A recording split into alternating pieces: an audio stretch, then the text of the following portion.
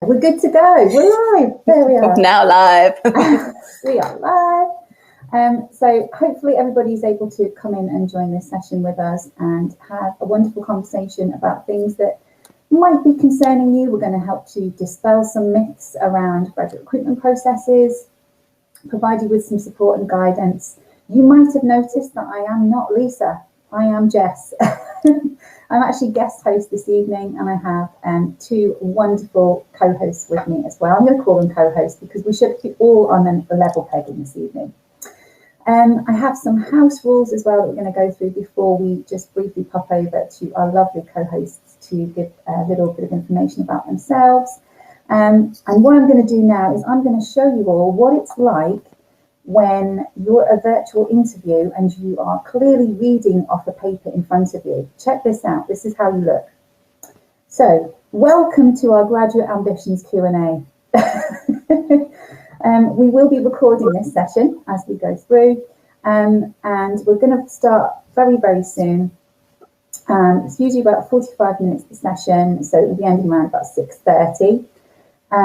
We'll have a 5 minutes close, and then we're going to go into a networking session, which we'd love you all to join, because actually that's a really important opportunity for you to be able to sort of talk about yourselves as you would do in an icebreaker session, potentially, if you go along for graduate opportunities that you all are talking about wanting to do. So that's what we're looking to do at the moment.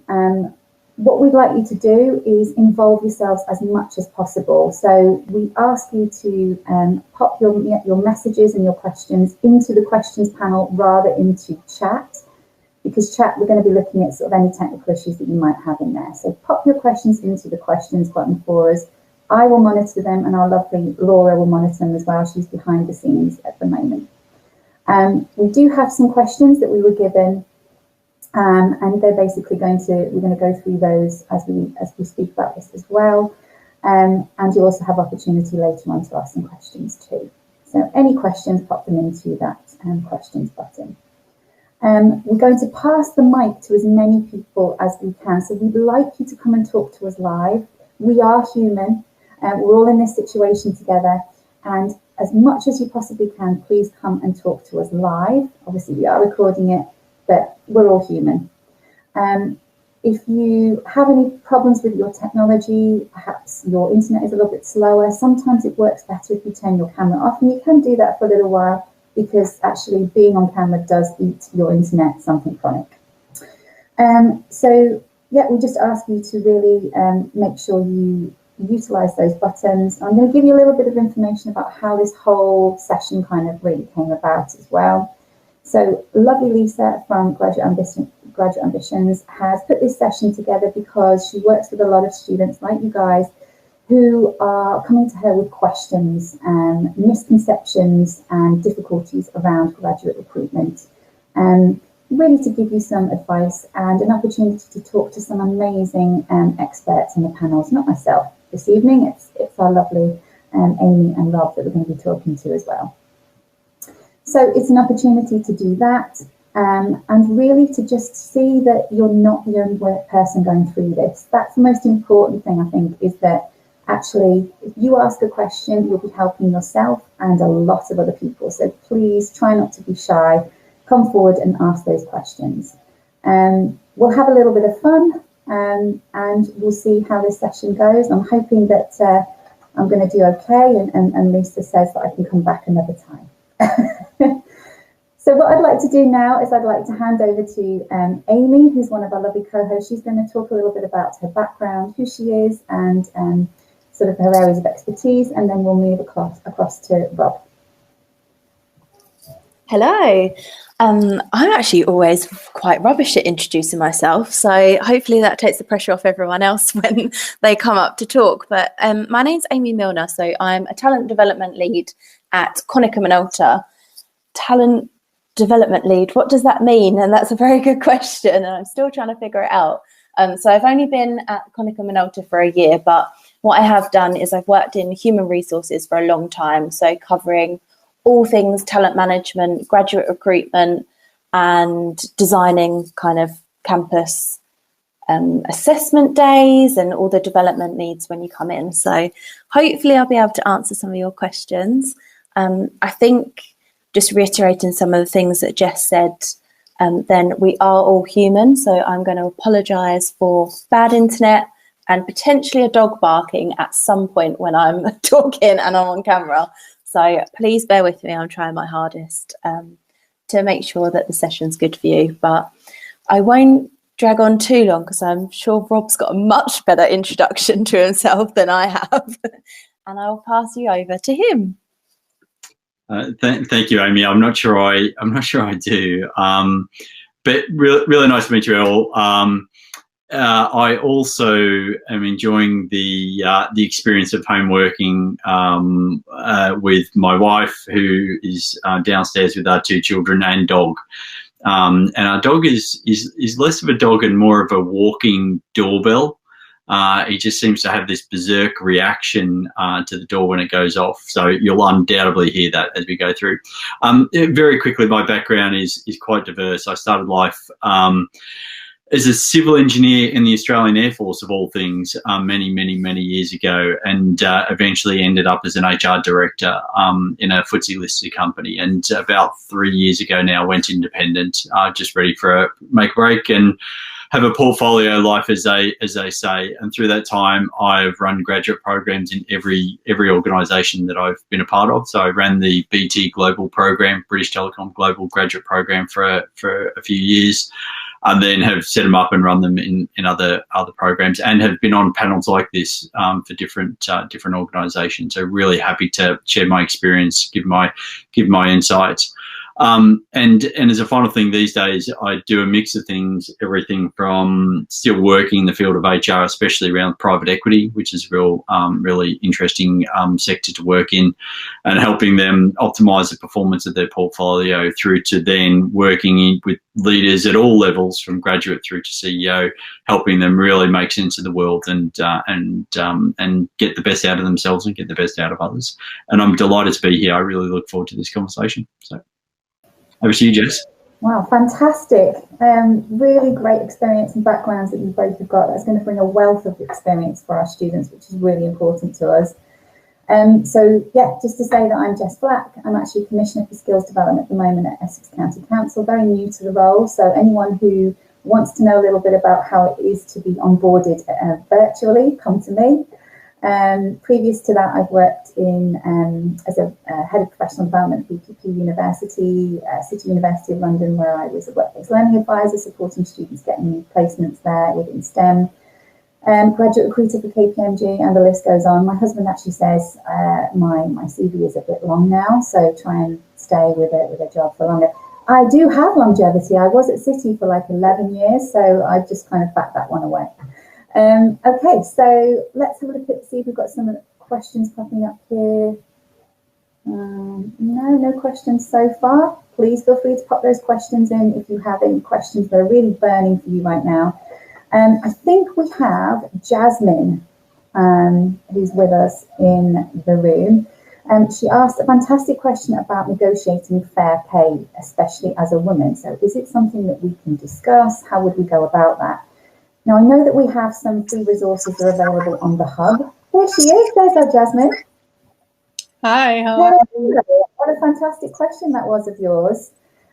Very poignant, especially at the moment as well, when we're making sure that we are fully diverse and inclusive in what we're doing, and we are posting up information about our gender pay equality gaps. So could you give us, Jasmine, a little bit of background as to how this question has come about?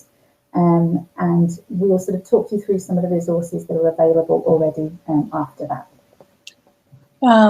Well, I negotiated my pay a couple of times already, but I never felt that I did it successfully.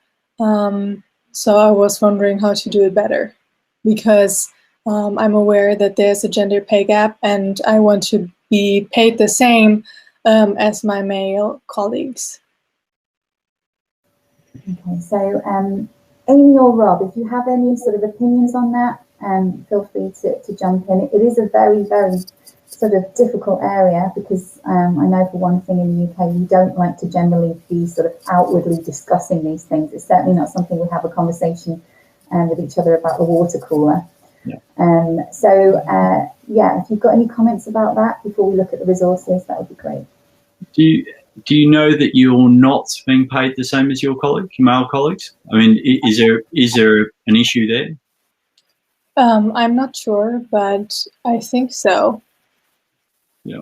And what are you basing that on? Is that?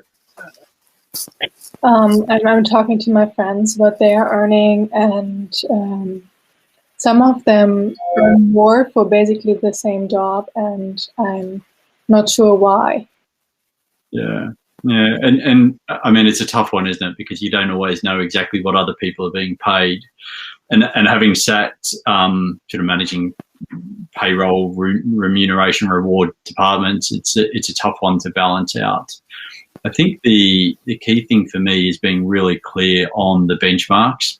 So knowing exactly, within your organisation, if you can, but also out, across your network and in other organisations, to know exactly what the roles are worth and being paid, and whether or not your organisation is aligning to that. If you're noticing that you're tens of thousands off, then you've absolutely got an issue, and you need to raise it. If it's a few thousand off, then you're probably going to need to have a pretty good bargaining chip in terms of getting them to pay attention.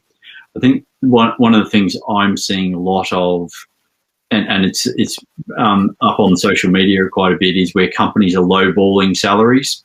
So they go, well, the market's pretty tough at the moment. It's a buyer's market in terms of recruitment, so they lowball the salary. And I think the thing for me is, if you've got the ability to negotiate, is to know what you're worth and have confidence in that, but make sure you're based or benchmarking it against others. So you're being sensible, but actually you really know what you're worth and you stick with it. Because I think if you do, and you can prove that, then it puts you in a far stronger position. I think that's a really good point, Rob. What would you say are the best resources to get to that information, how much I'm worth? Yeah, I mean, Jess and Amy will undoubtedly have other views on this. I always look at exactly what you've done, what the same job is being paid elsewhere. Simple things you can do without having to do much research is to look at job ads that are popping up for exactly the same job, and make sure that you are comparing like to like, and that will give you a pretty good indication as a starting place. And then there's other more sophisticated tools, and I'm sure Lisa's through the grad ambitions has got some useful tools as well. But Amy, sorry, you're gonna say something. No, that's okay. It was all right. Before I answered your question in a true politician style, Jasmine, with another question, I was just going to say, I think there's a really fine line between benchmarking and comparing. So just be really careful as well. Sometimes, and I'm not that old, but just with a little bit of wisdom that I do have, I think sometimes as you're growing up, it can be really easy to compare to friends. And I think sometimes just remember that actually, even though jobs can feel quite similar, sometimes they're not the same. And as an example, I worked in talent management, and one of my close friends worked in HR, which is, you would think same, but we actually got paid quite differently because our roles were quite different. So I would say just be cautious on that. So I think what Rob said, just making sure that it's a true reflection of that benchmarking like for like. And also my question back to you was going to be around, so you said that you've negotiated your pay a couple of times, but you wanted to know how to do it better. And I was just interested to know, I guess, on reflection, what you didn't think that you did well, or what made you think that you hadn't got where you wanted to be, if that's okay. Put you on the spot, sorry. Yeah, of course, no problem. That's a difficult question, but I think it's probably that I didn't prepare myself well enough, or that I got like disrupted by questions that were asked and then forgot what I wanted to tell, something like that. Mm-hmm. Yeah, definitely. And I think it seems silly, but sometimes just write out a list. So if you're trying to go into a meeting, obviously make sure that you're prepared, have a list there so that you can work off it. I've had to do that a number of times, not even just for negotiating a salary. It's just so many things can happen in that meeting that you get distracted. So as long as you've got your agenda and your list of things that you want to get out of it as well. And also, I think with any good line manager, making sure that the meeting doesn't end until you've both reached an agreement of where you're both happy. So even if that means you have to book in extra time. So I think just it's hard, but be confident, have that courage, and I think be quite bold sometimes as well, because if you don't ask, you don't get. So that would be, I think I might need to take some of my own advice actually, because I don't do that. But that is what I would say, if that helps. Very good. So how's that, Jasmine? I thought that was a really, really well-rounded response from both of our lovely panel today. So just to kind of summarise a little bit there for you, and Laura's going to be posting up some of the resources that you can have from Graduate Ambitions as well. We've got some great resources there just to go through. So making sure that you have that list so that you're not distracted from your main points is really, really important. And people who are going into really important big pitches do that as well, just to make sure that and it also gives you a bit of confidence because it's there in front of you if you need to kind of refer back to it. Sort of Rob telling you there that you really need to make sure that you know your worth, but equally Amy sort of mentioning that benchmarking process is really important, and benchmarking and sort of, you know, having discussions and hearsay can actually be two different things, especially when you're kind of looking cross-sector, cross-industry, and in different sort of departments as well. So yeah, some really great advice there. I can't really add anything to that. The only other thing I was going to mention is something that's super annoying me at the moment, because I've been, you know, searching for job roles myself, and that is around why do organisations, this can be one for later, but why do organisations insist on not putting a salary up on their advertisement? That really gets my goat. Anyway, bugbear. It's just be transparent. I don't need to guess. I don't want to have to guess. So yeah, hopefully Jasmine, that's helped you. Thank you so much for coming live. Really appreciate that, and we'll post you up some resources. Thank you. So I think we have Emanuela, who'd like to come and ask a question live now. Are you able to do that, Emanuela? And hopefully I pronounced your name right. I'm generally not very good at that. She's coming. This is fantastic. Oh, hi. Oh, Emanuela, what a beautiful name. Thank you. Okay, so what is your question for our lovely panel? So I'm still a student yet. I've not graduated yet. So for me, my biggest issue is what kind of criteria would graduate schemes be using now after COVID, in terms of how they screen the people they put through? Because I find that it's really hard for me to rack up the extracurriculars that look good for my CV. So what kind of extracurriculars would you suggest as well? I'm going to briefly take the floor for this one. It's a brilliant question. And you're asking this, but I guarantee you there'll be a lot of people in the same position as you, really worried that COVID is affecting your chances of getting that fantastic graduate role that you want, because there isn't the same level of opportunity out there. What I will say to you is that, and Amy will back me up on this, I'm sure employers are incredibly savvy. They know the situation, and they will work on reflecting that inwardly and externally when they're looking to recruit new people to come into their organisation, both for experienced hires, so that's people who are coming in and who have actually got experience, but also for their new recruits in the graduate market as well. So that is certainly what I've been seeing from a lot of my recruiter friends who work in graduate recruitment, that actually they know what's happening, they know that market is there.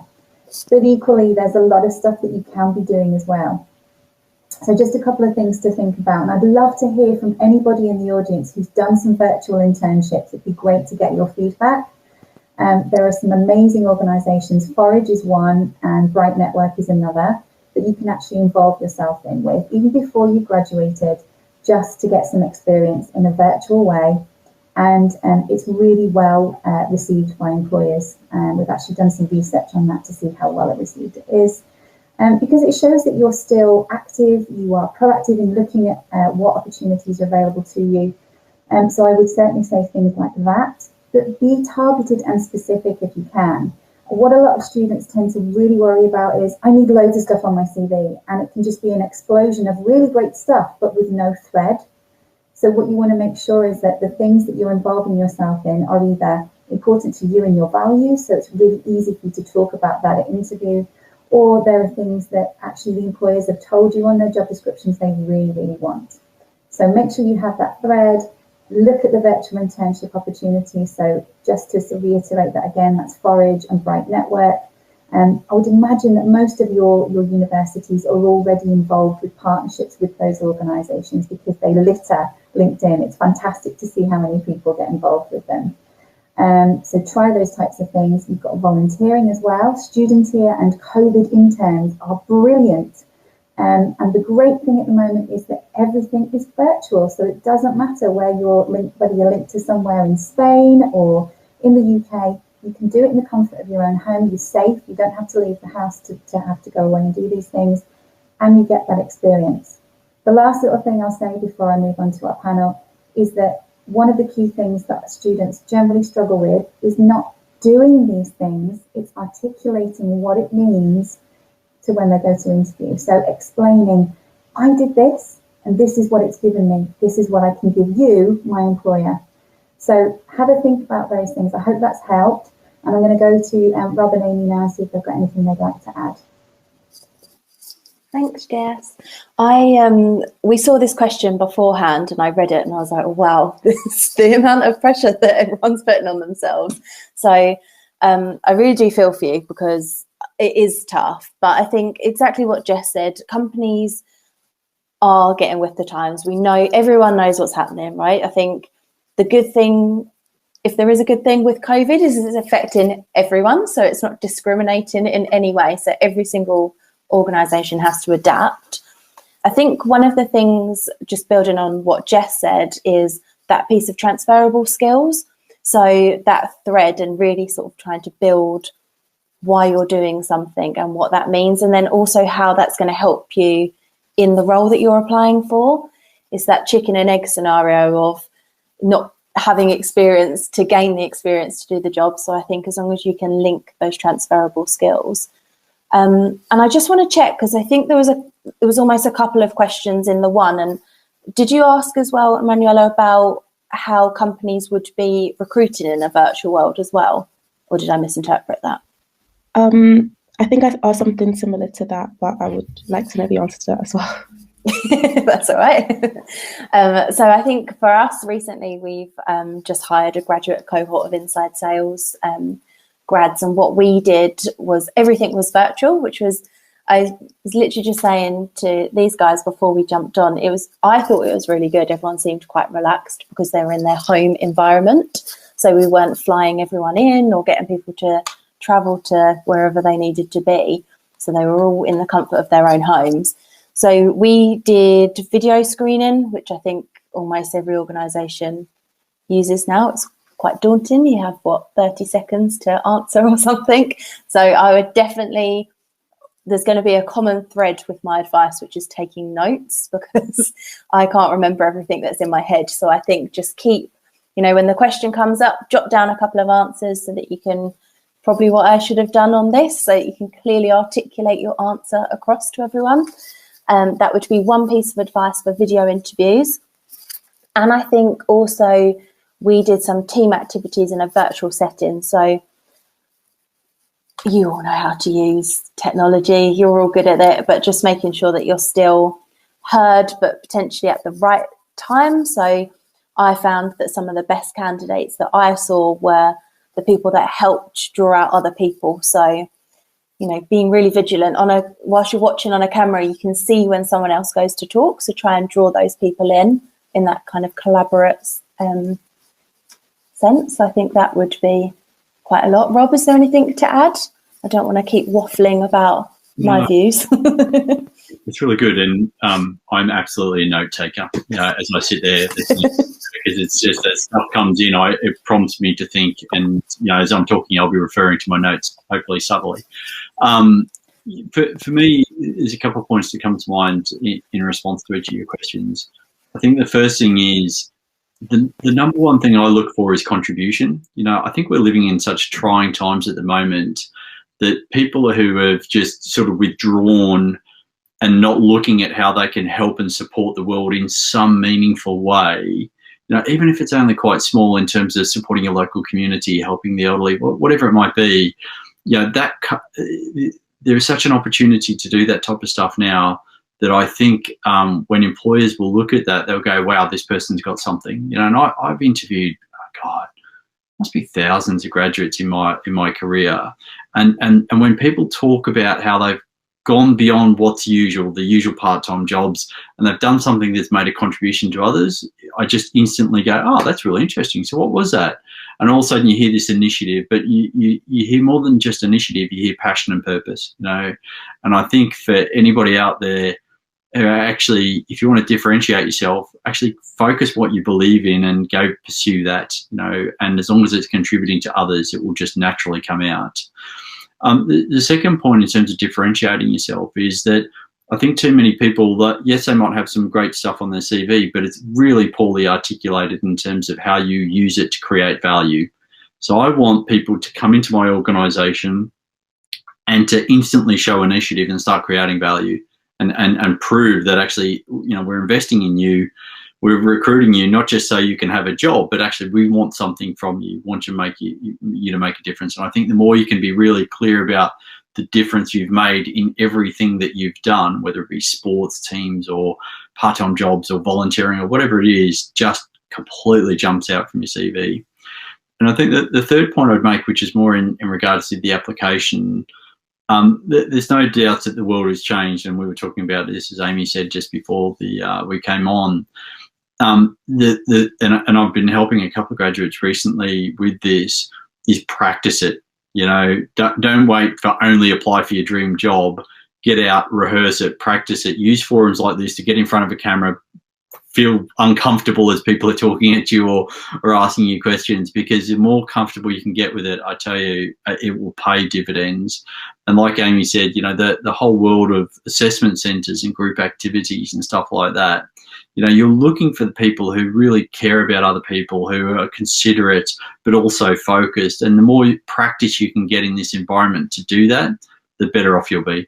So for me, figure out how you can make a contribution and get practicing and make sure that all of that builds into a story about the value you offer.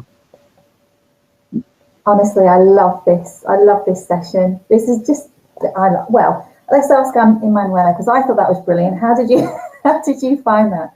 Yeah, that was very useful, and I've definitely made some notes as well. Whilst going to look at the book. Thank you very much. That's really good to hear. This is what we want to do. We want to sort of help and support with some of these things. We have had a student who sort of really wanted us to clarify what we mean by value. So your value to the organisation, what you can offer, but kind of relating that to sort of the things that they ask from you on the job description as well. So if they want you, like Rob has said, to come in and have initiative and be able to communicate effectively and things like that, how can you bring that to them? So what have your experiences been that you can sort of show and articulate those particular pieces of value? That's really what we mean there. Just one final thing before we move on to a question that's been asked as well for us to read out is a lot of sort of recruiters, as far as I know, are also asking this question, and you might want to think about how you would answer this. What have you done during COVID-19 that you're particularly proud of? So it can be anything that you've done around your own professional development, or if you've been supporting a family member or things like that, because generally kind of what happens in a crisis is that you up your levels of responsibility. You might not know that it's happening, but there will be things that you're doing to either support yourself, people around you, that you could use to kind of say, I'm particularly proud of these things.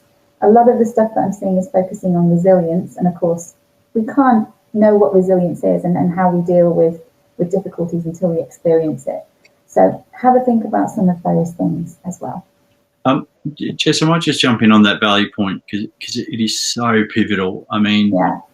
Again, I've read thousands of CVs, and there's a particular individual who was a client of mine. His son, he said, well, he's my client, so I'm hardly going to say no to help his son. And and he said, can you have a look? And I got chatting to him, and he had a good CV, but it just didn't flow. It didn't contribute value. You know, really love the guy, bright guy, done a lot in his life, sporty, all those things. And there was a particular job on there where he got a summer job working on a farm.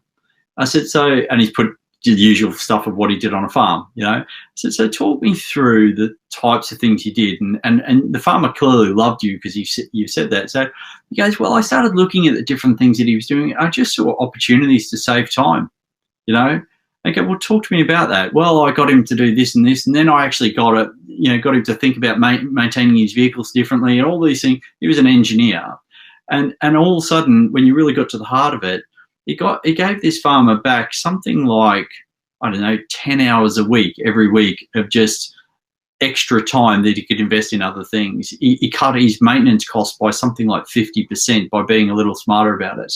You know, and you go, I was doing a part-time job on a farm, but actually you dig deeper and you go, actually, this guy's got something about him, and that's the value. And that's the story I want to hear, not just that you were sort of trudging around in the mud with a bunch of sheep and cows. It's actually, what did you really do? And for me, every graduate I talk to, when you really get to the core of it, you know, there's something they've done there that needs to come out more in that story.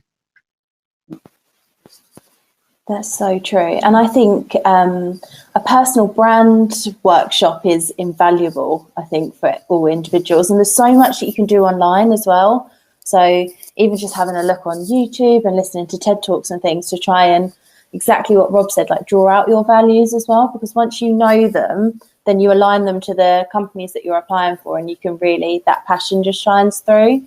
As you were getting me thinking, Rob, as you were talking then as well. It's really good. Absolutely.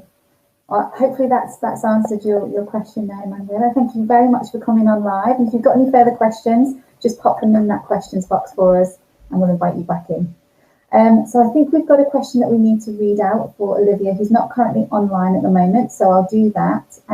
It's really sort of focusing on, when you're applying to engineering and technology roles, what skills and traits are really most sought after. So I think I was going to give this one to Rob. And then we'll move on to the rest of the panel, if that's okay. Yeah, I mean, so I think again, the two aspects. So actually, let me give you a bit of a behind the scenes around my thought process. Whenever I'm asked a question, I always try and break it into 2 or 3 things. So what am I going to respond to? You know, because actually, you know, often you'll see consultants do this. You'll go, well, I think there's 3 things here. You know, and what that does is automatically force you down a structure in terms of how you're going to work. So when I think about this particular question, I think there's 2 things. So I think there's one about the core technical skills that you're offering, you know, and I think dependent on the job that you're going for, I'd really make sure you know that field and you're an expert in it, and you can talk meaningfully about the technology or whatever field that you're moving into. Because the number of times that I've seen graduates come in who don't really know about the company, don't really know about, you know, where that particular field is going to or trying to get to, and how that company might play in that. It's quite frightening, and actually it's a real loss for them. And often in technical roles, you'll have a mix of HR people interviewing you, which I'll come on to my second point, and technical people. And the technical people love to have technical conversations about technology and where the company's going. So I think really do your research, really know your stuff, and be prepared to talk in that geeky way about it, because they'll love it. The second point that I then make is about beyond the technical. And I think that unfortunately, or fortunately, depends how you look at it, you know, no longer is the realm of technical purely technical. You know, what they're looking for, technical graduates, is people who can not just do the, you know, sort of geeky stuff that sits in the background, but they want people who can also relate to people, who can have emotional intelligence, who can sell their ideas, sell their concepts, and that type of thing. And so the more that you can really force yourself into that space, especially if I'm an introvert, you wouldn't necessarily believe it, but force yourself into that more extroverted space of engaging with people, talking to people outside of your particular network, or your classic sort of group, the more comfortable you can be in that space, the more effective you can be. So for me, it's always a really know your stuff technically, really start to build up your interpersonal skills, your emotional intelligence. Absolutely. So I would probably say exactly the same thing as well, having worked with engineering and tech students. Oh, I didn't tell you that, did I? I'll let you answer that. That yes, you need to focus on kind of splitting out your skills and really thinking, you know, what can I showcase? It's a really difficult one. A lot of the time when we sort of talk to students in sort of a careers focus, we say, okay, so your technical skills, you need to say whether you are beginner, intermediate or advanced. And then the students say to us, how do I know if I'm beginner, intermediate or advanced? What exactly would I be able to need to do in order to showcase those things? So that's a really interesting thing. So if you've never heard of Sophia, which is the skills framework for the information age by BCS, that is a fantastic tool for being able to benchmark where you are currently at the moment. You can access a free copy of it just by going in and saying that you're a student. The BCS is the British Computer Society, also known as the Chartered Institute for IT, but obviously CHIT is not as nice an acronym as the BCS. So that's a really good way to look at your benchmarking. And then obviously your transferable skills, you'll see that they are so much more important now than they ever used to be before, because your employers need to know that you're okay. You're okay to sit behind your computer and deliver things and you know, have that resilience and be able to communicate effectively using all of this technology. So showcasing that is becoming increasingly more important. Amy, did you want to add anything there? I was just going to say that actually we're using the Sophia Skills Matrix at the moment internally. So I think it always feels when you're a graduate that the pressure is just on you, but actually it's something that we're utilising across our whole business. So everyone is constantly working, you know, growth mindset is a huge thing for us. So people constantly evolving and learning and developing. So don't feel like you're the only ones that are doing it, I think is my nugget of wisdom, if I can give anything. Definitely, and I think throughout your career, this is what it's going to be like. You have to remember that it's not a stagnant thing. Your career is constantly evolving and moving. There is no job for life anymore. So there will be periods where you'll need to go, oh, they just mentioned Power BI, and I'll get on there and I'll do some training. There are so many opportunities to continue your learning professionally. LinkedIn Learning is great, but very expensive. Future Learn is absolutely my 100% favourite at the moment. I did a post and Amy sort of liked that earlier on. And I will continue to be posting up things. If you wanted to follow me on LinkedIn, please do. Part of my role as the Commissioner for Skills Development is to do that and find free stuff for you guys. So I'll continue doing that. Okay, so we move over to a live question now. I think we've got Dawood. I hope I'm pronouncing that right. And would you like to come over live and ask your question about graduate engineer and what's most useful? I think we're going to have your camera off. That's absolutely fine as well. So if you want to come over. Oh, okay, doesn't want to speak live. That's fine. So let's go back to those questions. Again, I'll read it out for you. Okay, so as a graduate engineer, it's very useful to have at least one software you are sort of really competent with. But one major skill is that you can talk the talk and walk the walk. For example, if you want to go into geotech engineering, you need to be able to understand that. I completely get what you're saying, Dawood. So yes, I think you do need to be very competent in the things that you can actually say that you can do on your CV. Never lie about that. You will be found out at some point. Even one of my friends mentioned in a webinar that we held that she'd said on her CV, just in her hobbies, I can bake and I love baking and, you know, all this sort of stuff. And then she was immediately questioned when she hadn't baked cookies on her first day. So please don't lie. You will be found out. But I think being able to have conversations about the space that you're planning to go in and work in the sector is really important. Amy's mentioned about your personal branding, and that's part of your personal branding is to make sure that you are on LinkedIn, places like this, and you're following the organisations that you want to work in, you're looking at the projects that they're doing, you're opening yourselves up to the conversation that are being held in that sector, and you're starting to understand it enough to be able to comment. And then you can do what Rob says and really articulate those pieces of experience and understanding to demonstrate your value and be able to sort of onboard really quickly. So if Amy or Rob have anything else to add, that would be great. Well, probably the only thing I would add, and I think I get where you're coming from here in terms of the software piece, often, you'll be trained in a particular type of software, and if you're going into, say, geotech, as you're describing there, the firm that you might be applying for has a different piece of software. I personally wouldn't go out and go, I've got to train myself on that as well. I just make sure you're really familiar with it. So understand what software they're using. Make sure you can speak about it and you're not going to be surprised. So, yes, from an HR perspective, I know, say, Workday, but actually I also know the rest of them. By and large, they're not much dissimilar. So if you can use this one, it won't take you long to be able to use the others. But just make sure that when you're being interviewed, they go, oh, so Workday, do you also know this one? You go, well, actually, I do. I've not used it, but I understand it's very similar. And I think that's often quite sufficient. So. Yeah. Amy, have you got anything to add to that? My only thing, because I do not understand software, is be honest. Honesty is definitely the best policy for sure. As Jess said and Rob alluded to, you will be found out. And I think also sometimes put that ownership a little bit on the organisation that you're applying for as well. So throughout the interview process, they should be thinking of ways to develop you once you're here. So if you're honest about your skill set up front, but again, you've got that thread and you're linking through what you can do, then I think, honestly, there's nothing more you can do. You just didn't mean to use honestly there. That was pun intended.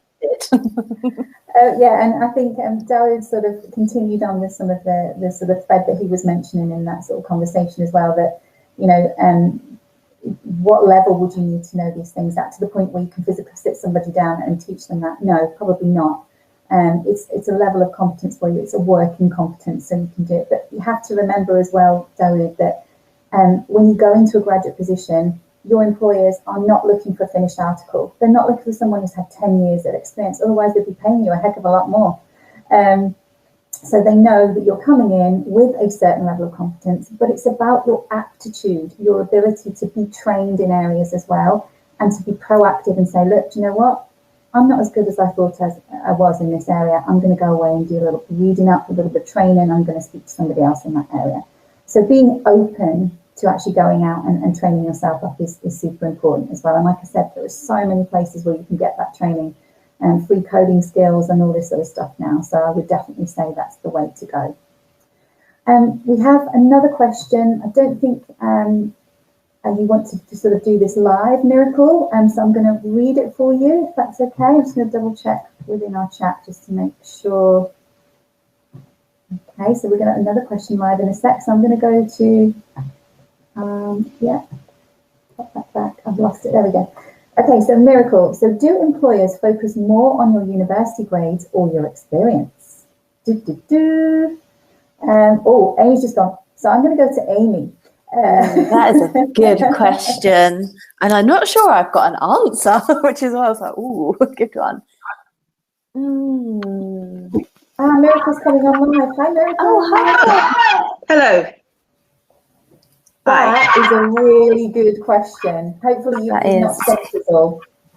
Yeah, I asked because I would say I'm not generally the best at academically, so I do worry in terms of, because I think I might get a 2-2, so I am worried in terms of where employers base me on that, or do I need to kind of talk more my experience, because I guess they do look at your grades, and I do try my best, but I am a bit worried. I think my view is always, an echo there? Could be. Yeah, Miracle, if you could just mute yourself for a moment, that would be amazing. Thank you, lovely. Okay. So I think it's shifting significantly. So as much as I hate to say it on one level, having a degree, the piece of paper, is a ticket to the table. If you don't have the degree, you don't get to apply for a graduate job, plain and simple. I think the apprenticeships are changing that, which is really positive. High degree apprenticeships are changing that. But I'm also seeing it that there is a shift across organisations from the baseline 2-1, that if you don't get a 2-1, you're not even in the running. I think a lot of organisations are seeing that that's just quite false. And so they're removing it. And I'm talking about big organisations, you know, like the Deloittes and Accentures are starting to make those moves, and others will follow suit. For me, the grades, as in 2-1 or above, has often been just a sifting criteria in terms of, well, we've got to cut it off somewhere, so let's just cut it off there. So I think it is going to disappear. The thing for me, if you're at all worried, is do whatever you can to get the best marks you can, plain and simple, but actually do focus on your experience, because that is the thing.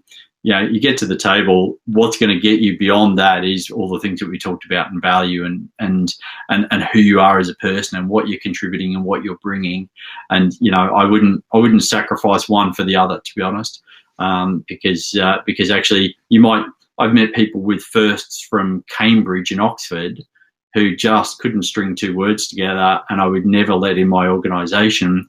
I've met other people with 2s verging on 3rds who were brilliant and recruited them, who were the best people I've ever seen at a graduate level. And so, depending on the organisation, etc., but don't sacrifice one for the other. So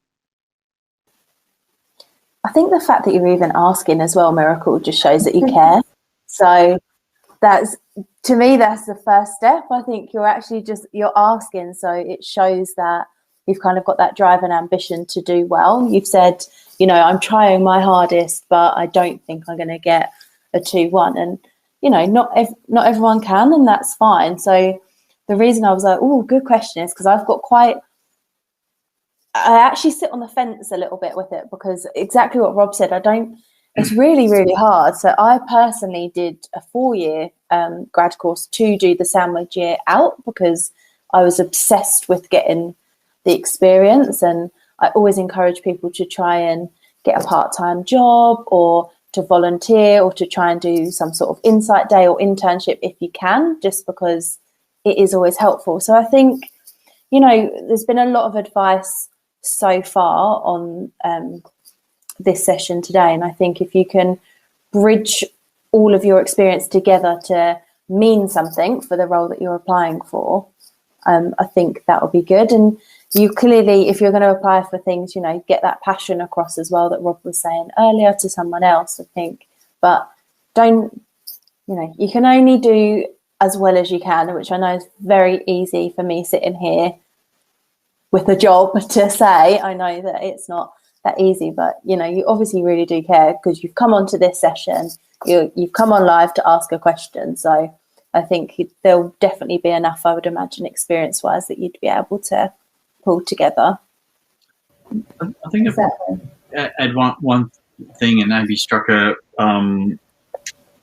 thought as I was going, as you were talking, is that the 2-2-1 stuff only matters when you first graduate. I mean, my wife, I tease her about it all the time, just because it's a part of our relationship. I mean, she got a 2-2, and she's a senior director now. I mean, and I think her first job out of university, because she didn't do well at all, and she didn't try. It serves her right,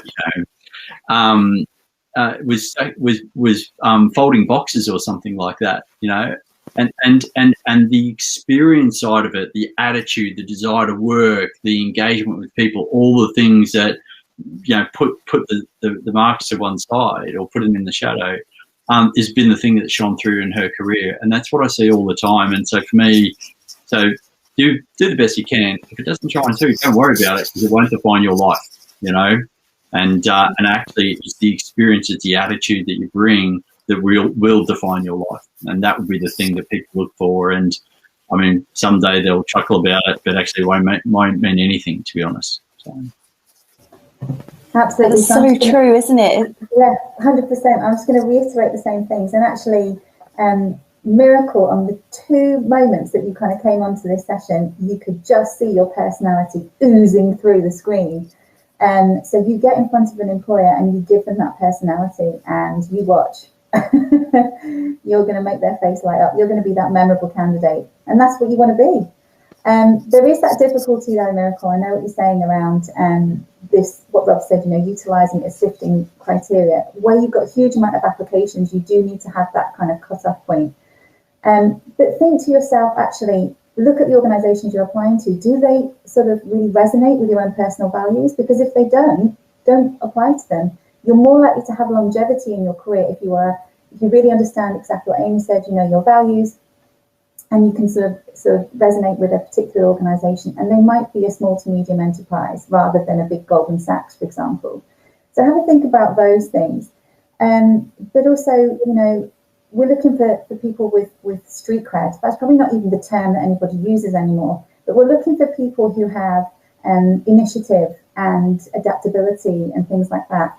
So really just kind of showcase some of those things if you can through virtual internships and your ability to kind of take all of the opportunities around you and turn it into something that you might not have had through your academic side of things. And I will 100% agree with Rob. You've got people like Richard Branson, who's dyslexic, you know, really struggled at you know, all through his academic career, and look where he is. You know, it's not necessarily about whether you can actually sit down and put the paper together. And I've worked the same way as Rob has with some incredibly intelligent people, and that's all they're capable of doing is reading something and telling you what's there. But actually, you know, employers are really looking for so much more than that, especially now. And you will start to see that there will be changes, especially from your Deloittes, your Ernst & Youngs. I'm hearing that all of the time, that they're really trying to change their criteria and focus on things like emotional intelligence. We're going to have to leave that question there for now, as we've got one more to cover before we finish. Thank you. But thank you very much for coming on, Miracle. That's brilliant. Okay, so I'm going to invite Janelle just over to sort of talk to us about your question quickly, and then we'll try and get through Hannah's after that. So Janelle, did you want to come over and ask your question live? Hello? There you are. Hi, Janelle. Hi. So yeah, go ahead and ask us your question, and then when you finish, if you could just pop your microphone on mute, that would be brilliant. Hi. So I'm basically doing a master's right now, and one thing I've noticed is with CVs, you mentioned to mention these courses and to have like details about the experiences you have, instead of just like, you know, that I've worked here. But how do you think is the best way to show this in like a CV that's meant to be like 1 or 2 pages? Because, you know, sometimes they only pre-screen the CV and you can't even get to the next stage. You can't even go into detail about it. So what do you think is the best way to do this? Use a very small font. No, I'm joking. I'm only joking. I was always told that first bit of your CV, and this, Jess and Rob, please do jump in, because it was a little while ago when I did campus recruitment, but this first bit of your CV is the most important. So really making that stand out, especially if it's human reading through. I know with computers, it's obviously a little bit different, and they're kind of trying to pull skills out. So I think just with that Sophia skills matrix that Jess mentioned, obviously that covers quite a lot of buzzwords that would probably come up as well. And also when you're looking at the website of the organisation that you're applying for and the job spec, a lot of the times you'll be able to pull out their values. I think pretty much every organisation uses collaboration, so I'll give you that one for free. And maybe innovation comes up a lot too. But Rob, did you have anything more concrete? Because it's been a little while since I've CV screened. Yeah, I mean, I find myself having looked at lots of CVs. I give them about 2 to 3 seconds to catch my attention. Right? So much like social media, I mean, you're scrolling through Instagram or whatever else. If it doesn't get your attention within half a second, you scroll past. And so if you take that mindset, there's a couple of things that I always encourage people to do, and it's a bit hard to explain it here, but exactly as Amy said, you know, put your name at the top, but give yourself a title, you know. So I call myself, and it's easy, you know, when you're a bit more senior in your career, call myself people director, you know, or people strategy leader, or whatever it is relevant to the job. But give yourself something, you know. I helped a guy recently. He wanted to be he was an aspiring asset manager. That's what he wanted to do. And then immediately below that, I just have a paragraph of about me and who I am. And that's where you start to put in the buzzwords, but something that brings your personality to life. And often that's very difficult to write for yourself. So get somebody else to write it for you about you. You know, how would they sell you? And then just build that paragraph. Then put your education. If it's a technical job, put some of the core things that you might have done, like the core, you know, software or whatever. And then in the job part, I always have the same standard. Whatever jobs you've done, whether it's for a farm, a shop, a charity, whatever it is, put the name of it, a couple of sentences describing it. So if they've never heard about it, you instantly know that oh yeah, okay, I can picture what that is in my mind. And then underneath that, put, and my role was, and your key achievements, and all the things that you've achieved, you know. And I use that same template for the last 15 years with people, and it always works.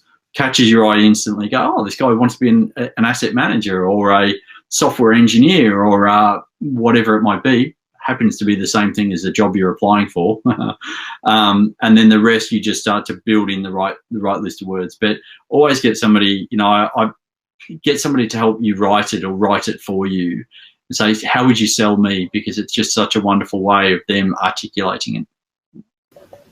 I blooming love that. What a great way to do things. And actually, interviewers will ask that kind of question, Janelle. They'll kind of say, it's called like a helicopter scenario. So you kind of standing over yourself and you're giving judgment, but from way up there. And it's just a nicer way to get information out of someone without making them feel really egotistical. Because when you go to interview, you don't want to appear like I love myself, unless, you know, you're Donald Trump or whatever. Or let's not get political. But that is a thing that you can do at interviews. You can kind of say, so tell me 3 things that, you know, your friends would say about you. And it's a nice way to step back and sort of promote yourself, but from a sort of helicopter position. So I love that, Rob. Honestly, yeah, you should patent that if you haven't already. I've written it down, and I've just actually I'm going to copyright that myself now. I think we've actually answered your question there, Janelle, hopefully. Yeah, there are some really great resources as well in terms of how you can put your CV together. And I've seen lots of kind of skills sections down the left-hand side highlighting, like Rob says, you have a very short period of time to catch people's attention. Utilising those buzzwords is really key too. And if all else fails, like Amy said at the beginning, really small font. Yep, someone else has just asked a follow-up to say how many bullet points, and again, my recommendation is font size dependent, really. Yeah, and sort of emboldening things as well, because what you want to do is catch the attention of the reader. You literally have there is that rule. It's like the top quarter of a page is the most important bit. So put all your key information there. And do some tests with it. I mean, yeah. So I encourage people to keep it well spaced so you can read it nicely, so you're not having to work hard at it. But, you know, flash it in front of somebody's eyes for a couple of seconds and say, so what did you get from that? You know? Yeah. What social media test where you see a picture and go, well, what am I seeing? Just put it in front of somebody's eyes and say, just you take a look at that. Oh, gone. Well, what jumped out at you? Oh, people director. Oh, you know, or software engineer or asset manager, you know, and it just creates that unconscious connection for people. So. Yeah, that definitely works. What about colours?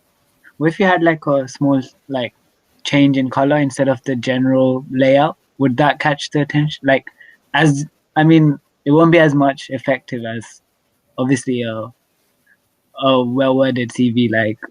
But if you have a different colour, is that okay? I guess it'll be in PDFs nowadays. So. Yeah, I mean, I probably wouldn't rely too heavily on it. In my sort of corporate CV, I have the logos of the companies that I've worked for, but just because I've worked for some really big brands and global brands. But, you know, I mean, have a look at it and see if it appeals. Put it in front of people and see if it appeals. Put it in front of black, white and colour. I wouldn't over rely on colour. You know, just because you don't know exactly how it's going to be printed and used. Yeah, thank you. Brilliant. So hopefully that's sort of really supported you and answered your question there, because I think we're kind of ready to move over into the networking session now. So we've got to 6:30. That went really quickly. Wow. all those nuggets of advice. I'm glad this is being recorded so we can sell it later on. Yeah, really enjoyed that, and I'm really glad that we had people actually coming up and talking to us live. That shows that, you know, you're really up for this whole situation, which is crazy right now. So yeah, I think we're going to move over to the networking session now. So there are a couple of things that I need to mention about that.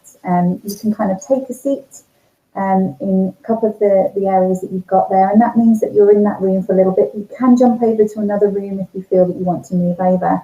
We want this opportunity to be something that really focuses on that networking skill, which you will have to do at some point. You might not want to, but remember, we're here, we are nice people, and we're quite happy to chat to you. So that's what we'd like you to do. It won't be a recorded session, and it's going to be happening until about 7:15. We'll finish up then and say thank you very much to our wonderful co-host that we've had today. So if you want to move over to that networking session, that would be great. Got some lovely messages popping through saying thank you, so that's really good as well. So we hope to see you in that networking session shortly.